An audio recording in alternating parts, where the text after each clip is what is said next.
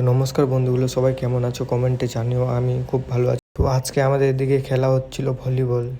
হাতিশা থেকে খেলতে আসছিল, যেমন কি খেলাটা দেখতেই পাচ্ছ, খুব সুন্দর হচ্ছে খেলা। পাড়ার সব ছেলে দেখতে আসছিল খেলাটা কেমন হচ্ছে বলে। আমি কাজ থেকে লাঞ্চে যাচ্ছিলাম, দেখি ভলিবল মাঠে সব ছেলে পেলে নাকি খেলতে আসছিল। সেটা একটু দেখে একটু টাইম নিয়ে আধা ঘন্টার মতো দেখলাম, একটু ফটো ভিডিও নিলাম।